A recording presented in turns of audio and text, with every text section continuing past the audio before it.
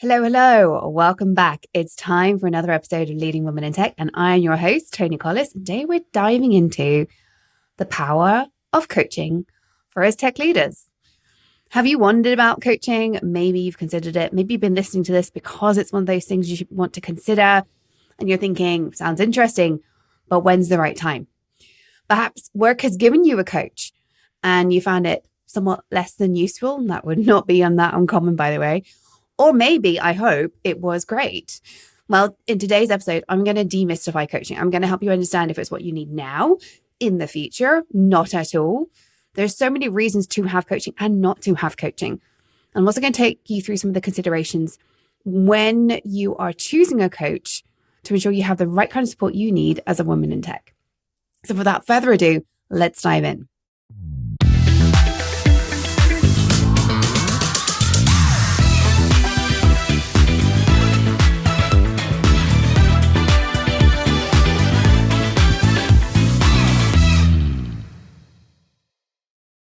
So what is a leadership coach for tech? What is tech leadership coaching? Well, it's a specialized field of coaching tailored specifically for us individuals who work in tech.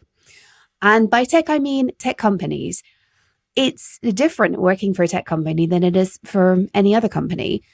It's got a certain kind of culture. We're always talking about certain kinds of business goals. In general coaching, which can be very broad, covers a wide range of topics, you can deal with a lot of things, but they might not be specific to the unique challenges and opportunities we face as leaders in tech. And so by talking about tech coaching, tech leadership coaching, I'm talking specifically about the kind of coaching that's going to support you. It focuses on developing leadership skills specifically for this industry. It talks about providing you insights with how it works in this fast-paced and innovative environment, because tech is an interesting world to work in. Not many companies move with this rapid pace. Even the big tech companies, which might be agile, still have a certain kind of culture that goes with them. And one of the unique benefits of having a coach, of course I'd say this, right, with that tech background, is the depth of understanding that we bring to the table. When a coach has experienced the tech industry, their insights are going to be more grounded in what's actually going on for you. This really came to the fore for me right early on in my coaching career. And I had a client, her boss had paid for coaching for her. This is not an uncommon scenario, paid for coaching. And it was awful. First of all, this coach was a man and it worked really well for the CEO, but the CEO wasn't a techie and also had moved into tech as a CEO. He'd never needed to be a leader in tech until that point. So he brought his coach with him. And secondly, this coach followed what I call traditional coaching, maybe, in that all he did was ask questions. So when my client said, what is it you need to do in this situation? She was like, well, I don't know. That's why I'm here. Now, don't get me wrong. Pure coaching is all about asking questions. But sometimes it's also about saying, what have you tried? Okay, let's think about that. Let's chat through that. It's being that sounding board and giving you some mentoring alongside the coaching. If your coach has not worked in your industry, they can't mentor you, not in a useful way. Well, that's not quite true.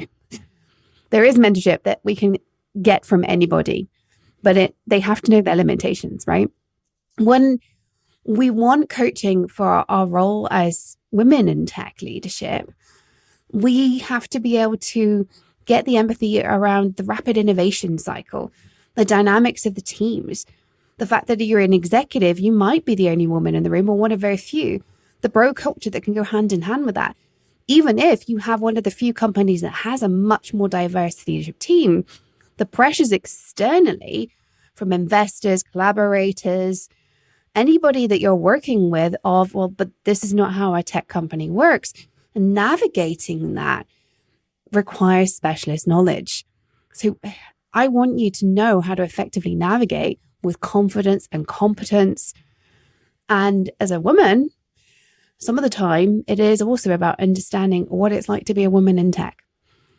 I've heard more times than I can count, I've never had a coach who understands what it's like to be a woman in tech. This breaks my heart that this is even necessary, but it is. It's common in organization which assign coaches to you, where either that coach is not a woman or they lack that tech background. Okay? They don't understand our lived experience. They don't fully grasp the challenges that we have working in this environment. On the other hand, a female coach who has walked that path will be able to provide you with support, empathy, strategies tailored to your unique experiences. They understand what it's like to be in your role. Okay, that's me waxing a lot about why we need somebody who understands us and our lived experience. But this applies beyond just tech.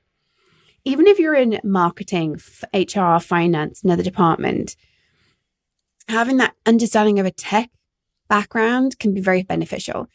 The number of times I've worked with somebody who is in legal or marketing or sales, who's like, their engineering team, they just drive me nuts. Or why is finance blocking this thing for us? Understanding how a tech company operates, the collaboration, the communication between teams. This is the one thing we have to navigate as executives, is getting all the teams to work together, like jam, like stick together, right? But in a good way. I talked about this a little bit in the last solo episode, 2 episodes ago. It's having that strategic mindset that allows everything to stick together, aligns everything across the company, and you begin to empathize with, okay, that team over there that I've never done their job. I don't work in finance. I don't work in sales. I don't work in product, but I'm understanding why they're pushing the way they're pushing. That holistic approach takes time, takes patience, takes experience. That's where coaching really comes into its power.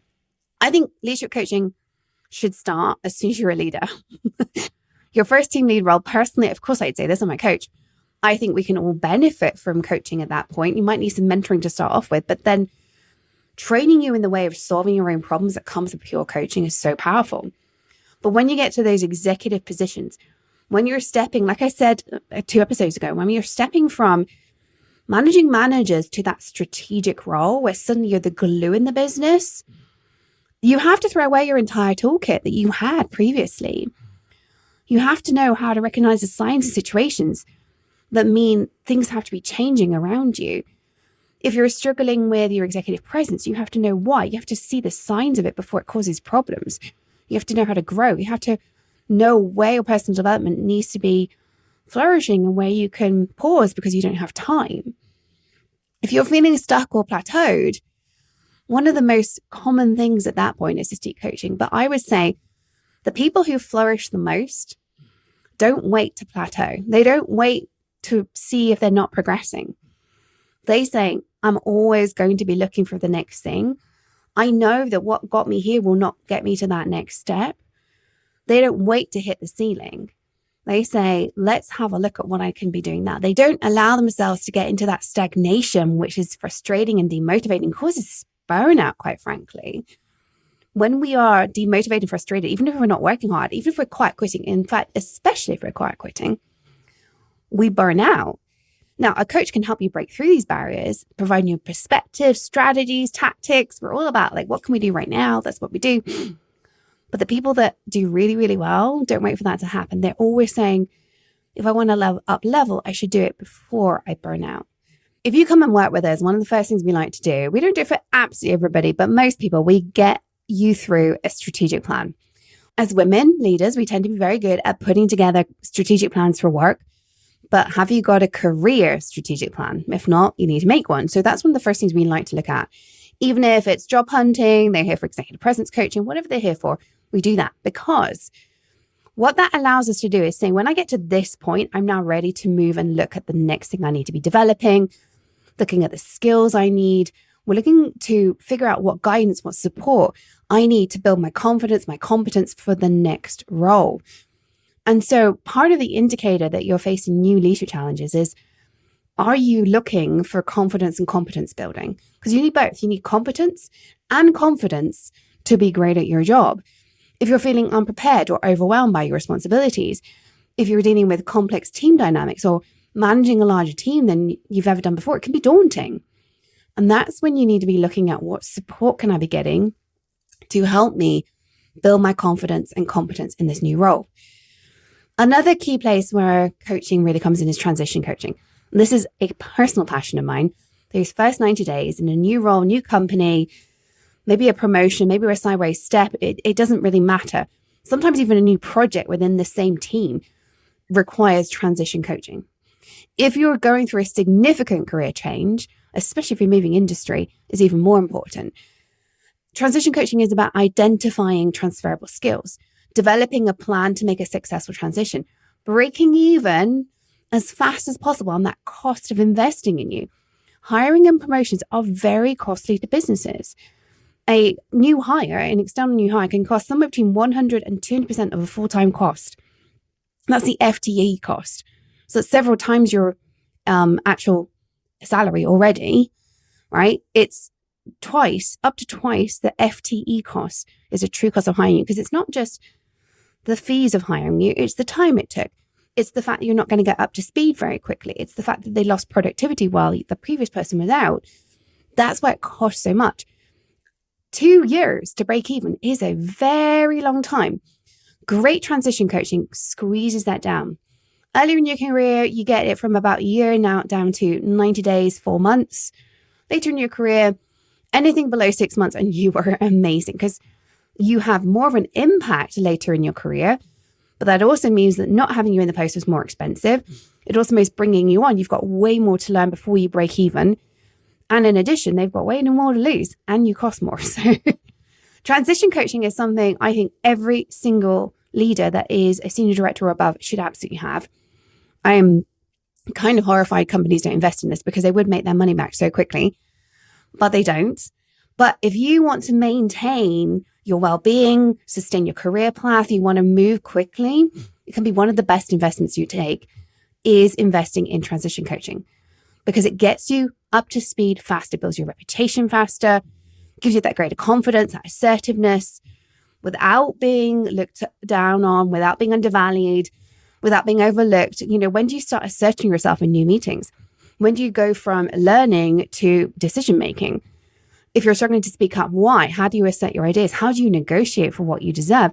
How do you negotiate for resources so you can actually do what they've brought you on board to do? I think sometimes we don't succeed in new roles because we aren't given the resources we were promised. Why not? Well, honestly, because they don't trust you. And as much as I'm a huge believer in trust first and assume it, right? Most people aren't like that. And they wait for you to build that trust. And so they've hired you, they've promised you all these resources to do the thing that they desperately need you to deliver. That's why this role exists. It's painful for them that this thing is not being delivered. And then they don't give you the resources because they don't have confidence in you. How do you move through that quickly? The faster you can move through that, the faster your reputation gets built and the faster you have an impact and that return on investment lands to the company. And you up-level your skills faster because you're actually being given the opportunity to up-level your skills, which means you settle down faster, which means you have less burnout, and you're ready to take that next step faster as well. There's so many things that snowball from transitioning those first 90 days, transitioning like the expert that you truly are. You're an expert in so many aspects of what you do. So transition like an expert. When you do that, everything around you works better. Another area where I think coaching really comes into its own is interpersonal skills. Challenges with communication, conflict resolution, building effective relationships. All of this can hinder our progress if we don't deal with it. As women, again, we have unique challenges. Our communication, we might not be taken seriously. We might be talked over. Somebody else might get the credit. We might be told we're too aggressive or too assertive or not assertive enough. We might shy away from conflicts. Just this week, I was having a conversation with a member of our program about tackling somebody who's underperforming. This person's been underperforming for a year. There is now big stuff happening in the company, makes it very difficult to get rid of anybody, because if they do, then this person wouldn't be replaced. My client's like, I don't know what to do. I'm now backed into a corner. I was like, you have to tell them the reality of the situation. She's so afraid of having this conversation. It's actually got seriously out of control. So sometimes it's about having the confidence to have the conflict. Other times it's how to deal with somebody who is very conflict driven. And again, as a woman, often we're on the back foot here without meaning to be stereotypical. People expect us to behave differently. So if you come in behaving like a man to resolve a conflict, it can backfire. We get told we're aggressive or nasty, or dare I say it, you're a bitch. And we have to know how to build effective relationships in such a way that we change things. In addition, building relationships and networking doesn't work in the same way it does for men. Enhancing our emotional intelligence, it can allow us to lead and collaborate more effectively. Again, EQ sometimes comes more naturally to us as women, not meaning to be stereotypical, but there does seem to be a correlation. Nature or nurture, we do not know. Quite honestly, I don't think people do know, but there is a difference. But then how you bring it to work really, really matters. Sometimes our EQ, our emotional intelligence, can get the better of us and stop us having the conflict because we feel the pain of the person in front of us. We might struggle to give real feedback. We kind of sugarcoat it, and then we're wondering why somebody isn't changing. Coaching allows you to have the discussions around how to move through these things. Whatever it is that's holding you up, if you're struggling with communication and interpersonal skills, it's all about resolving that in a way that works for you. And again, navigating this in a way that works in tech, and for you, quite often as the only woman in the room or one of very few. Even if, for example, your company is restructuring, mergers, adapting to new company cultures, anything that's a challenge like that, a coach can be the resource you need for you and your team to go through this smoothly and effectively. Another area I really like is high stakes decision making, projects, anything like this. I have a few clients I've worked with on and off over the years. Normally, you have to come work with me for a minimum of 6 months. But after you've worked with me for a year, you can come in for the ad hoc sessions. And they quite often will come to me, there's a major initiative, a major project. They want my insight into how they're going to move through this. They're daunted with the strategic planning and execution. And sometimes it's about having guidance on how to move through, how to have informed, impactful choices. Being in that sounding board. I would say the executives I work with, a large part of what I do is being a sounding board. It's lonely at the top is a common phrase, but your coach becomes your sounding board. Nobody around you has time or knowledge necessarily to be your sounding board anymore. And you actually know most of what you need. The coach becomes that sounding board for you to think strategically, to innovate, to seek improved performance in key areas of the organization, to dive into your career aspirations, because suddenly your boss is just not interested in your career anymore. You'll get to a point in your career where you will find your boss has no time for your professional development. They expect you to take care of it from here on out. Also, if you feel isolated or lack support, that's another sign that it's time to get coaching. This is much more providing that trusted confidant, mentor, guidance and support, navigating complex situations when you're feeling very lonely. Often that can be time for you to exit. Sometimes it's realizing you're not as lonely as you are and just having that external perspective, challenging your thinking, providing constructive feedback to help you grow and succeed. So I now want to move on to the stuff that I think is particularly damaging for us as women. The more common ones, which are specific to being a woman: gender bias, stereotypes, building confidence in this environment, overcoming imposter syndrome, which does seem to be more prevalent if we have been told our entire lives we're not good enough, breaking through that glass ceiling, not once, but every single time that happens, right? Pay is something, I'm just going to say this right now. It's not on my list of things to talk to you about, but I'm just going to say it because it really gets under my skin. When we're told, including by other women, take that because that's all you need. I'm like, sorry, but no. If the pay for your peers is up there, you need to be advocating for that as well. Otherwise, we're contributing to the gender pay gap. We're contributing to stereotypes. You're saying I'm not worth as much as my male peers. And you're saying you don't need to take me as seriously as my male peers. We have to start advocating for equal pay and opportunities. If you are struggling with creating a diverse team, maybe you're a female leader, but there isn't support for maternity leave, career continuity, mentorship, sponsorship, there's no role models, microaggressions are coming in, discrimination, lack of work-life integration policies. This is where coming in with a coach. Now, sometimes don't get me wrong, I will always put my client first, every single time. Whenever I have a contract with a client where the company pays, there's confidentiality, and I insist that I get to coach the individual. And if any companies listening to this, we might be horrified, but Sometimes that includes helping them find their next role. I'll just be upfront about that. I only do that if there genuinely is no hope, but sometimes we have to vote with our feet. But more often than not, people come to me directly in this situation where they are struggling because the team is not feeling supported in the way that they need, and they're not able to diversify because of that. And sometimes having a coach to help you strategize, what can you do for your team without getting permission? And how do you advocate for more? Like, what is it? What is the business case for more? Sometimes that's all we need to be doing. I'm often surprised by when we're hitting a brick wall with inclusion work, it's actually down to making the business case better. And it goes with anything. If you can make the business case for inclusion, you can make the business case for anything in the business, pretty much. It's understanding what needs to be done, what is going to resonate with the people to change things. Another area that really resonates for many of my clients is confidence and assertiveness. We often walk this fine line between being taken seriously and being perceived as aggressive, an issue our male peers do not seem to have to navigate. The reality is we all face these challenges, but learning how to navigate them makes us better leaders. Our male counterparts might not face these issues early on in their careers. They get promoted anyway. They get permission to behave, not always on top of it. But as a result, they will hit a ceiling. We don't call it the glass ceiling because it's a lot higher up than us. But they will hit middle management and stall there. With us, we hit it right down at the beginning. The expectations are unfair, but when you master this balance between aggressiveness, assertiveness, you will emerge as a more effective leader. It just hits us way earlier.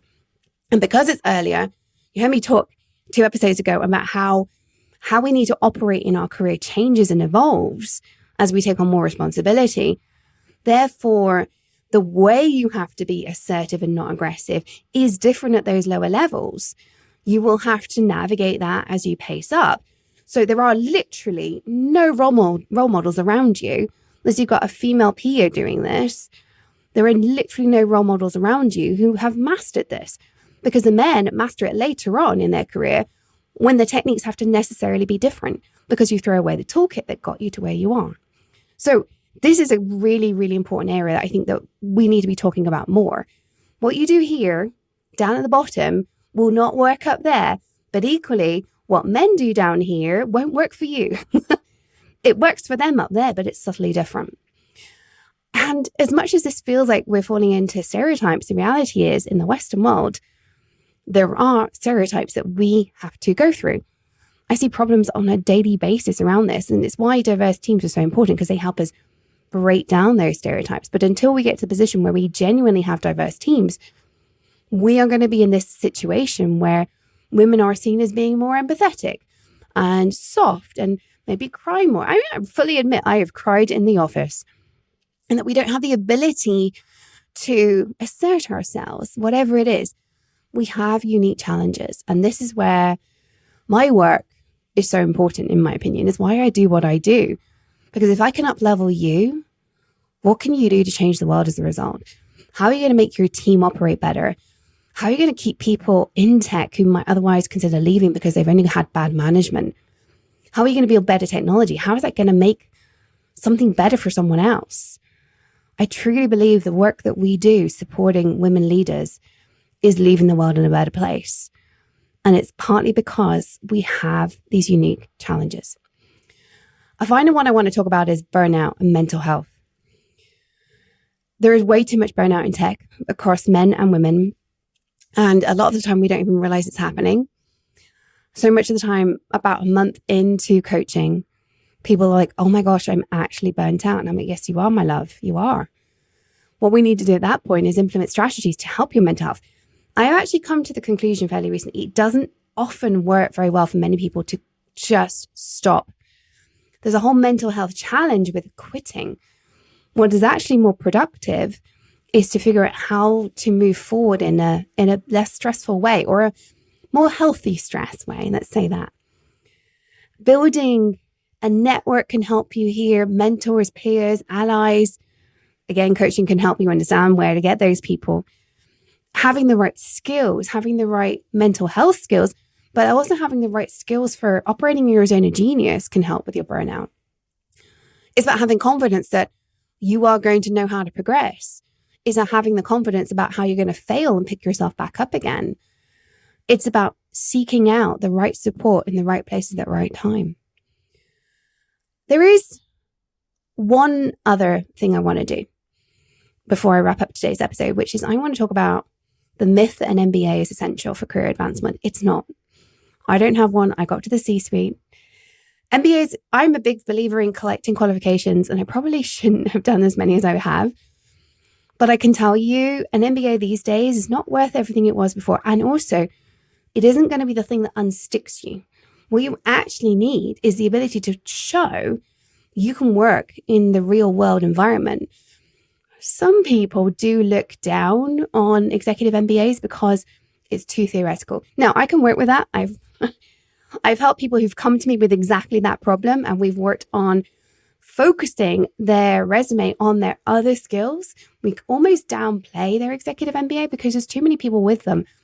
And there's too many people with them who it's all theory and no action. So by all means do one, but it isn't necessarily going to be the thing that makes you stand out. Okay, there's a lot in this. And I really want you to take some time and ask yourself, is coaching something I need right now? It is a great tool. It can lift you up. It can provide you with community if you go into a group coaching program. It can be the thing that changes your life, but it is not therapy. It really isn't therapy. But I also want you to ask yourself, what if you don't do this? One of the things, I met a lady a few weeks ago who had thought about coaching 5 years ago, put it off, and then she's been stuck in the same role for 3 years now. We worked out together that has cost her over $1 million in lost income in those 3 years. That's a lot of money on the table. Now, don't get me wrong, coaching can be expensive. You can always pay whatever you want for coaching. But I can tell you, I don't charge anywhere near millions for 6 months coaching. This is something I want you to learn is this is an investment in your future coaching. It's about learning to advocate for yourself, whether it's advocating to yourself, believing in your worth, advocating to a partner or your organization if you ask for institution investment. You are saying, I'm worth this. Look at what I'm worth. And sometimes that is reminding yourself of what would I do next? What is avoiding burnout? What is avoiding stress? What is excelling in what I do? What is all this stuff worth to me? And remember, coaching is about influencing you in your career and making it so you feel stronger in what you do. Final piece here. Men tend to invest far more frequently than women in their career progression. Executives who have coaching tend to invest significantly in their career. The International Coaching Federation reckons 96% of people report that coaching has been useful to them and that they would do it again. 86% of companies calculated a significant ROI on coaching, with 30% saying they made the ROI back by 10 or even 49 times the investment in one case. And 86% of people who had coaching said they were either very or extremely satisfied, with 93% saying they would recommend it to others. This can be the game changer, but it's not therapy. If you are struggling with something that's going on historically, go and get yourself a therapist first and then come for coaching. Coaching is about the here and now, not the past. That's for therapy. That's the time to get that support. There's so much I've dug into today. I would love to know if you're thinking about coaching, if you struggle with the idea of it, and what you think your next steps might be. Until next time, remember, stay in your tech leadership game, follow your dreams, because the world really does need that uniqueness that you bring as a leading woman in tech.